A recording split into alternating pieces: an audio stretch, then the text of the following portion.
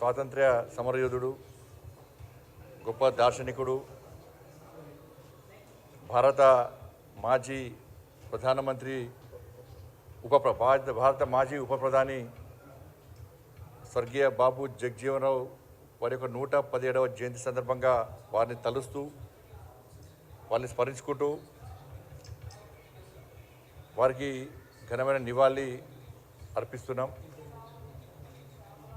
ఇలా నేటి తరం యొక్క రాజకీయ నాయకులకు ఒక స్ఫూర్తి ప్రదాత బాబు జగజ్జీవన్ రావు.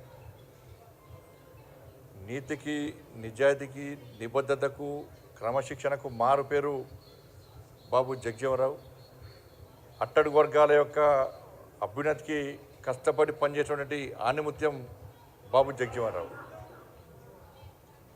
అలాంటి మహనీయుడిని స్ఫూర్తిగా తీసుకొని ముందుకు సాగాల్సిన అవసరం ఎంతైనా ఉంది. భారత ప్రధానమంత్రి శ్రీ నరేంద్ర మోడీ గారి నేతృత్వంలో ఎన్డీఏ ప్రభుత్వం ఇలాంటి మహనీయులను స్ఫూర్తిగా తీసుకొని వీరి యొక్క ఆశయ సాధన కోసం కృషి చేస్తున్న విషయాన్ని సమాజం గుర్తించాల్సిన అవసరం ఉంది, గ్రహించాల్సిన అవసరం ఉంది, గమనించాల్సిన అవసరం ఉంది. వారి యొక్క ఆశయ లక్ష్యంగా వాళ్ళ యొక్క ఆశయాలను వాళ్ళ లక్ష్యాలను చేరుకోవడమే ముఖ్యంగా భారతీయ జనతా పార్టీ ముందుకు సాగుతున్నది. కానీ దురదృష్టవశాత్తు కాంగ్రెస్ పార్టీ మొదటి నుంచి కూడా దళితులను వ్యతిరేకిస్తున్న పార్టీ, ఇలాంటి మహానుభావుల ఆశయాలకు తూట్లు పొడుస్తున్నటువంటి పార్టీ కాంగ్రెస్ పార్టీ. నాటి బాబాసాహెబ్ అంబేద్కర్ గారి నుంచి నేటి బాబు జగజ్జీవన్ రావు గారి వరకు కూడా అడుగడుగున అందరినీ అవమానపరుస్తున్న పార్టీ కాంగ్రెస్ పార్టీ. బయటికి గొప్ప గొప్ప మాటలు చెప్తూ లోపల మీరు చూడండి, అంబేద్కర్ గారు మంత్రివర్గం నుంచి రాజీనామా చేసేంత స్థాయిలో అడుగడుగున అవమానపరిచి వారు రాజీనామా చేసే విధంగా చేసినటువంటి పార్టీ కాంగ్రెస్ పార్టీ.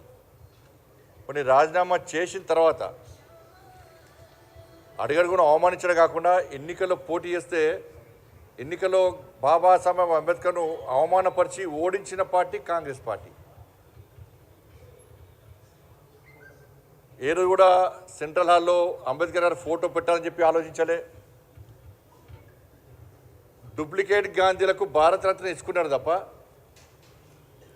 ఈ దేశం కోసం రాజ్యాంగ నిర్మాత అయినటువంటి, ఈ దేశానికి దేశ ప్రజలకు స్ఫూర్తి ప్రదాత అయినటువంటి అంబేద్కర్ గారికి భారతరత్న ఇవ్వాలని చెప్పి ఏ రోజు కాంగ్రెస్ పార్టీ ఆలోచించలే. దాంతోపాటు బాబు జగజ్జీవన్ రావు గారు కూడా నెహ్రూ కాలంలో దేశానికి ఉప ప్రధాని.